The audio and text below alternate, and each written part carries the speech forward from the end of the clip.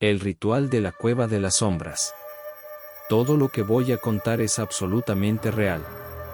Me he tomado el tiempo de recopilar mis recuerdos y los de las personas que estuvieron conmigo esa noche para asegurarme de que no olvido nada. Esta es una experiencia que vivió un grupo de amigos y que, sin duda, marcó nuestras vidas para siempre. Corría el año 2012. Vivía en un pequeño pueblo rodeado de montes y bosques en el sur de México.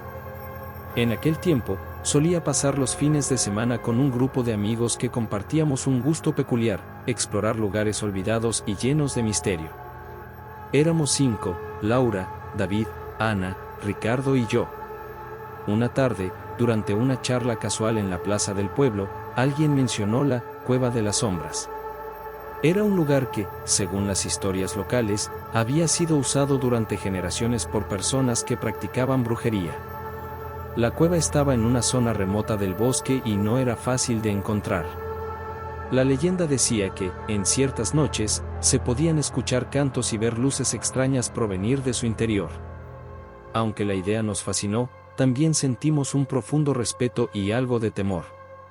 Sin embargo, como buenos exploradores, decidimos ir a investigar. Planeamos nuestra expedición con cuidado. Llevamos linternas, comida y una cámara para documentar la aventura. Un sábado por la tarde, emprendimos el viaje hacia el bosque. Tardamos varias horas en llegar al punto donde, según los mapas y las indicaciones que habíamos conseguido, debía estar la cueva. Al principio, todo parecía tranquilo. Caminamos entre los árboles, riendo y contando chistes para aliviar la tensión. Pero conforme nos adentrábamos, el ambiente empezó a cambiar.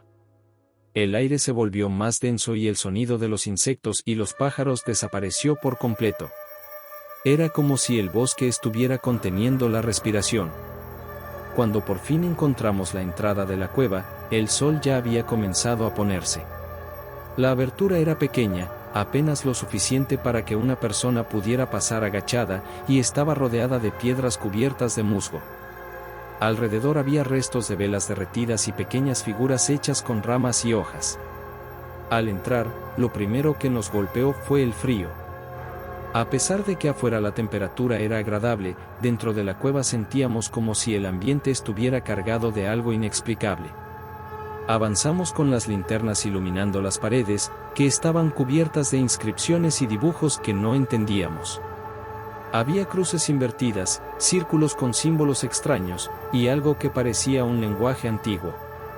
Luego de caminar unos minutos, llegamos a una cámara más amplia. En el centro, había un círculo pintado en el suelo con lo que parecía ser sangre seca.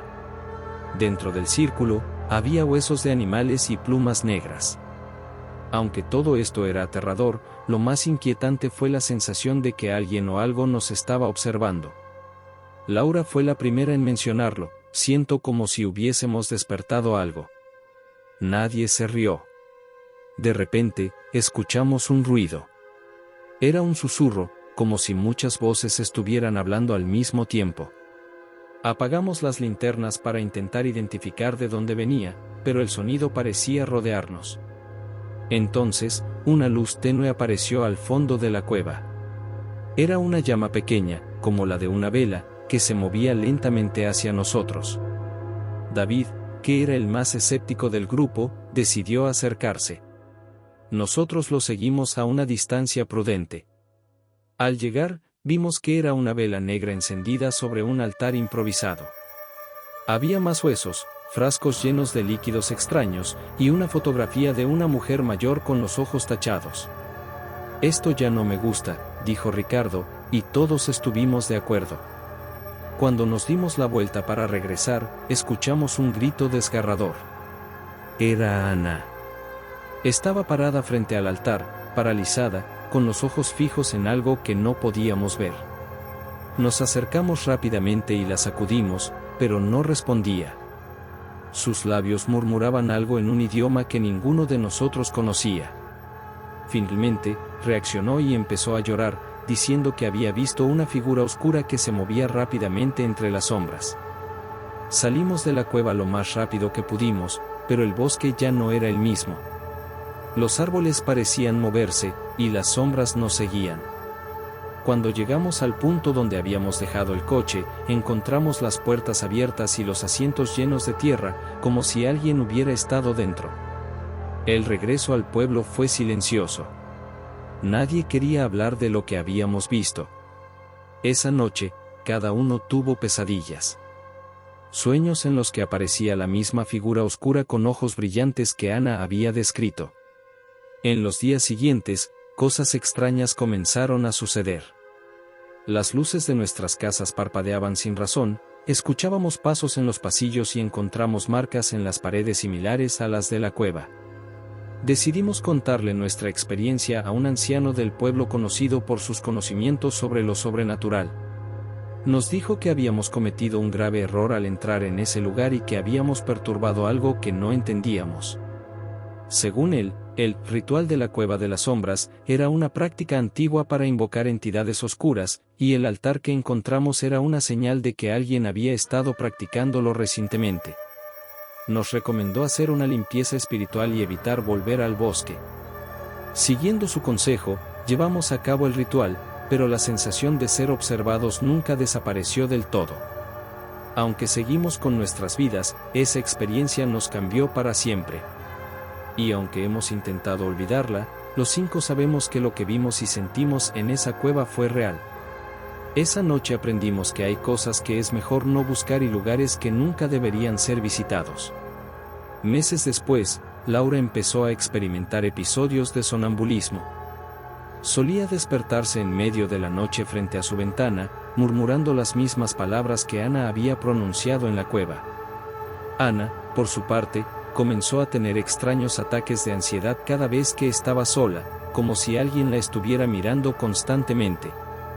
David abandonó por completo nuestras aventuras y se mudó a otra ciudad, aunque nunca explicó del todo por qué.